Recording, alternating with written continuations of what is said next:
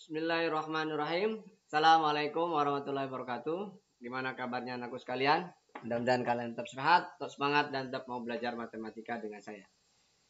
Kali ini kita akan membahas lanjutan dari materi statistik, di mana pada sebelumnya kita sudah membahas tentang bagaimana menyajikan data statistik, baik dengan tabel, histogram, poligon, dan ogib, kemudian membaca tabel, dan kali ini kita akan menentukan nilai statistik dari data yang sudah kita buat atau yang sudah kalian buat, tabelnya, kemudian histogramnya, poligonnya, atau ogibnya. Oke, kita akan mencari nilai rata-rata, modus, median, dan kuartil untuk ukuran untuk data kelompok ya. Jadi di sini ada istilah ukuran pemusatan data. Salah satunya adalah rata-rata. Nah, rata-rata ada 3 cara. Yang pertama adalah dengan menggunakan nilai tengah kelas. Kemudian yang kedua dengan cara deviasi. Yang ketiga adalah dengan cara coding atau kode. Nah, untuk yang pertama, misalkan di sini ada data yang disajikan dalam tabel. Ada 7 kelas. Kita akan mencari nilai rata-ratanya dengan menggunakan nilai tengah kelas. Jadi rumus umumnya adalah sigma jumlah dari Fi kali Xi lalu dibagi dengan jumlah frekuensinya. Berarti kita harus mencari Xi-nya dulu. Xi itu adalah nilai tengah kelas. Nah, di sini 30 ditambah 39 ya. Berarti 34,5. Jadi nilai pertama adalah 34,5 kuartil rataan sementara kelas pertamanya atau nilai tengah kelas pertamanya. Yang kedua juga sama. Karena ini 10-10 ya berarti ini 44,5 gitu ya. 54,5, 64,5 karena intervalnya 10. Kemudian 74,5, 84,5 dan 94,5. Lalu kita kalikan Fi kali Xi. Nah, tentu di sini harus pakai bantuan kalkulator. Misalkan di sini 34,5 kali 5 kali 4, sorry. Hasilnya adalah 138. Ini 138. Lalu 44,5 kali 6. Hasilnya adalah 267. 267. Kemudian 54,5 kali 8. Hasilnya adalah 436. 436 lalu 64,5 kali 12. Hasilnya 774. 774 lalu 74,5 kali 9. Hasilnya 670,5. Kemudian 84,5 kali 7. Hasilnya 591,5. Terakhir adalah 94,5 kali 4 ya. Hasilnya 378. Nah, semuanya dijumlah. Jadi ini sigma jumlah, berarti jumlah frekuensi 10, 18, 30, 46, 50 ya. 50.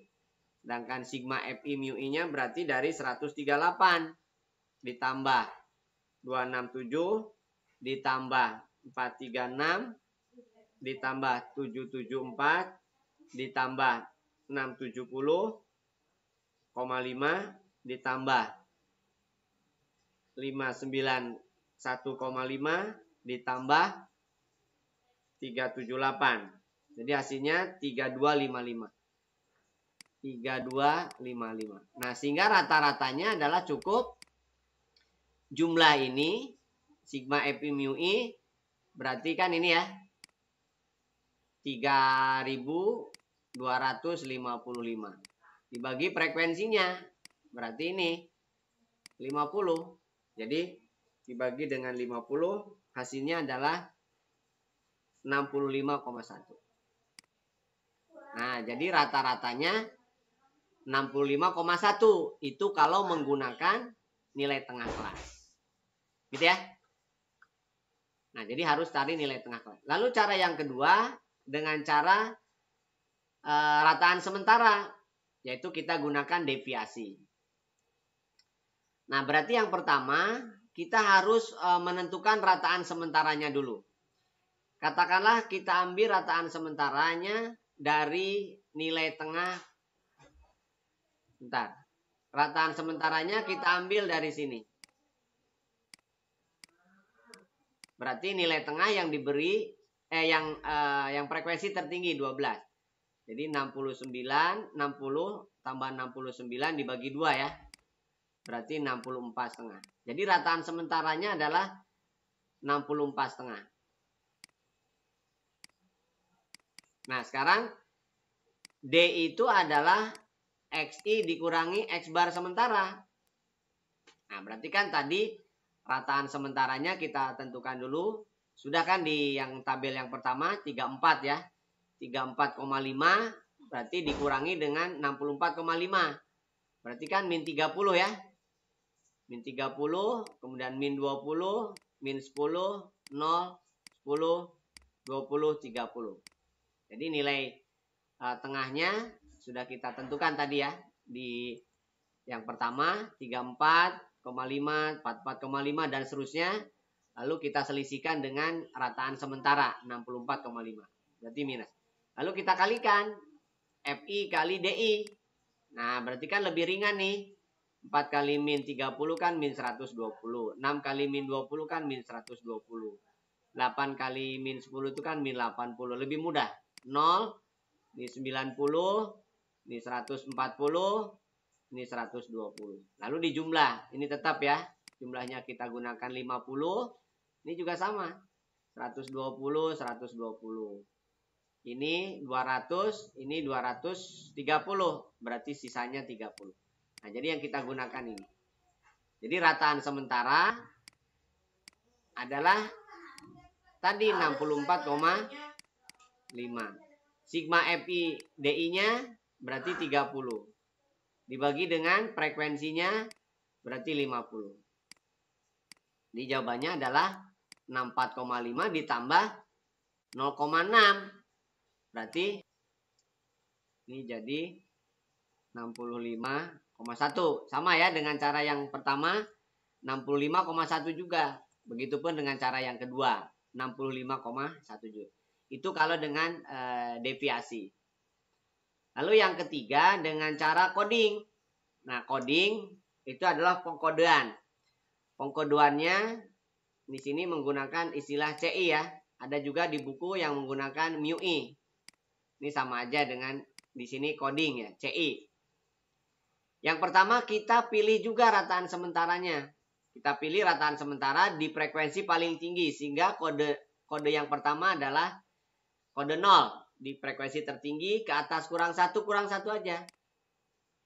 Sedangkan ke bawah tambah 1 tambah 1. Kok bisa demikian? Nah, sebenarnya CI itu adalah DI dibagi dengan intervalnya. Atau CI itu adalah XI dikurangi X bar sementara dibagi dengan P. Nah, cuman kan agak ribet ya. Jadi langsung aja. Kode 0 tetapkan di frekuensi tertinggi. Ke atas kurang 1 ke bawah tambah 1 tambah 1. Lalu kita kalikan FI MUI atau FI CI di sini. Berarti 4 kali min 3 min 12. 6 kali min 2 min 12. 8 kali 1 min 8. 12 kali 0 0. 9 kali 1 9. 7 kali 4 14. 4 kali 3 12 kan itu. Lalu dijumlah. Nah, ini 12 coret ya. Ini sama min 20, ini 23. Berarti totalnya adalah 3. Jadi sigma FI MUI-nya adalah 3. Maka rata-ratanya adalah dengan menggunakan rataan sementara. Nah, rataan sementaranya adalah nilai tengah yang diberi kode 0. Ini rataan sementara sama seperti yang tadi. Kode 0 diletakkan di antara 60 dan 9. 69 berarti rataan sementaranya adalah 60 tambah 69 dibagi 2. Berarti 64,5. Berarti ini 64,5 ditambah sigma FICI. Dalam hal ini 3. Dibagi frekuensinya. Tadi sudah dihitung 50. Nah, cuma ini kali P interval. Intervalnya adalah 10. Sama kan ya? Jadi 3/5 juga. Jadi 64,5 ditambah 0,6. Jadi 65,1. Nah, jadi sama. Dengan cara coding, lebih simpel, lebih kecil nilai-nilai hitungnya. Sedangkan dengan deviasi masih besar. Ini kebetulan intervalnya 10. Jadi masih mudah. Sedangkan dengan nilai tengah harus pakai kalkulator. Karena agak rumit menghitungnya. Gitu ya. Jadi yang pertama nilai tengah, yang kedua nilai rataan sementara, diambil nilai tengah, kemudian sembarang, kemudian yang ketiga dengan cara coding. Coding, upayakan kode 0 diletakkan di frekuensi paling tinggi atau di kelas di tengah kelas. Kalau di sini ada 7 kelas berarti di kelas keempat ya, atau di frekuensi paling tinggi itu lebih aman. Gitu ya. Itu menentukan nilai rata-rata atau min. Lalu yang kedua, ukuran pemusatan data yang kedua adalah modus. Modus kalau di data tunggal adalah yang sering muncul. Nah, di data kelompok pun sebenarnya sama. Modus ada di frekuensi paling tinggi. Jadi ini adalah kelas modusnya. Ini adalah kelas modus. Nah, jadi kelas modusnya ada di 60 sampai 69. Nah, modusnya menggunakan tepi bawah. L itu tepi bawah modus. Berarti yang sini. Jadi L itu adalah 59,5. Jadi 59,5 ditambah D1. D1 itu ini selisih antara frekuensi kelas modus dengan sebelumnya. Sedangkan D2 adalah frekuensi kelas modus dengan setelahnya. Jadi D1-nya adalah 12 kurangi 8, 4. Sedangkan D2-nya adalah 12 kurangi 9, berarti 3. Intervalnya tetap sama tadi 10. Jadi jawabannya adalah 59,5 ditambah 40/7. Nah, ini tentu 40/7 boleh pakai pecahan, boleh pakai nilai desimal. Jadi hasilnya adalah 5,71. Berarti hasil nilai statistiknya adalah 65 juga ya. Cuman 21. Jadi 65,21 nilai modusnya. Gitu ya. Lalu yang terakhir adalah nilai kuartil. Nah, nilai kuartil sebenarnya termasuk ke dalam nilai letak. Nah, nilai pemusatannya adalah nilai mediannya. Oke, tapi median kan nilai kuartil kedua. Jadi saya langsung ke nilai kuartil saja. Jadi nilai kuartil itu ada 3 ya. Kuartil 1, kuartil 2, kuartil 3. Kuartil 1 namanya kuartil bawah. Kuartil 2 namanya median. Kuartil 3 namanya kuartil atas. Oke, jadi langkah pertama menentukan nilai kuartil itu pastikan letaknya dulu. Setelah tahu letaknya di mana, baru kita tentukan nilai kuartilnya. Misal, di sini kuartil ke-1 misalkan. Berarti yang pertama letaknya dulu. Letak Q1 adalah data ke 1/4 kali tadi jumlahnya kan sudah dihitung 50. Berarti data ke 12,5. Data ke 12,5 itu kan ada di kelas ketiga. Kenapa? Karena ini baru 10. Berarti ada di kelas ketiga. Nah, di kelas ketiga itu kisaran berapa? Berarti kisaran 50 sampai 59 nilai kuartilnya. Baru kita hitung nilai kuartilnya. Jadi nilai kuartilnya adalah tepi bawah kelas kuartil. Berarti ini tepi bawah kelas kuartil adalah 49 ya, 0,5 karena harus dikurangi 0,5. Ditambah setengah 1/4 N. 1/4 N-nya kan sudah dihitung yaitu 12,5. Dikurangi jumlah frekuensi sebelumnya. Jumlah frekuensi sebelumnya berarti 10.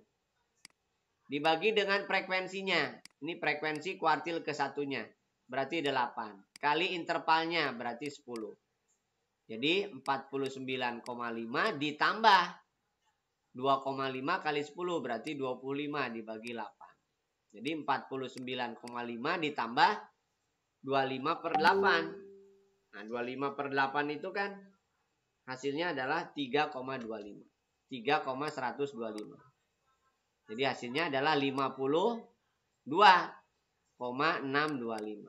Jadi kuartil ke-1-nya adalah 52,625. Kuartil ketiga gimana? Cari letaknya dulu. Berarti 3/4 kali 50. Berarti data ke 37,5. Data ke 37,5 ada di mana? Misalkan di sini ada ke 37,5, ada di kelas kelima misalkan. Nah, itulah nilai kuartil. Nah, nilai median berarti kuartil kedua. Jadi yang pertama pastikan letaknya dulu. Letak kuartil kedua berarti data ke 2/4 kali 50. Berarti data ke 25. Jadi data ke 25 itu ada di kisaran berapa nih? Ini baru 18. Nah, berarti ada di kelas keempat. Jadi ada di 60 sampai dengan 69. Jadi ada di kelas keempat. Berarti nilai kuartil keduanya adalah tepi bawah. Nah, dalam hal ini berapa tepi bawahnya? Berarti ada di sini. Kuartil keduanya. Berarti 59,5. Lalu ditambah dengan setengah N. Setengah N kan sudah kita hitung 25. Dikurangi jumlah sebelumnya. Berarti 864. 18. Dibagi frekuensinya. Ini frekuensi kuartil kedua. Berarti 12. Kali intervalnya 10. Jadi 59,5 ditambah ini. 25 kurang 18 itu 7. Berarti 70/12. Jadi 59,5 ditambah 70 dibagi 12. 70 dibagi 12 itu adalah 5,83. 5,83. Berarti tinggal dijumlahin. Jadi 65 ya. 65,33. Jadi jawabannya adalah 65,33. Itulah nilai kuartil kedua. Begitupun nilai kuartil ketiga caranya sama. Ikutin aja rumus umumnya.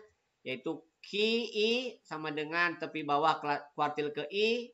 Berarti kuartil ke-1, kedua, ketiga. Atau ditambah dengan I/4 kali N dikurangi jumlah frekuensi kumulatif ya. Ini frekuensi kumulatif kuartil ke I dibagi dengan frekuensi kuartil ke I-nya dikalikan interval. Oke, saya kira itu pembahasan tentang nilai statistik untuk ukuran pemusatan data kelompok. Apabila ada ketidakpahaman, kalian tinggal putar ulang video ini sampai kalian meyakinkan diri bahwa sudah paham tentang apa itu ukuran pemusatan data kelompok. Sekian dari saya, kurang lebihnya mohon maaf. Assalamualaikum warahmatullahi wabarakatuh.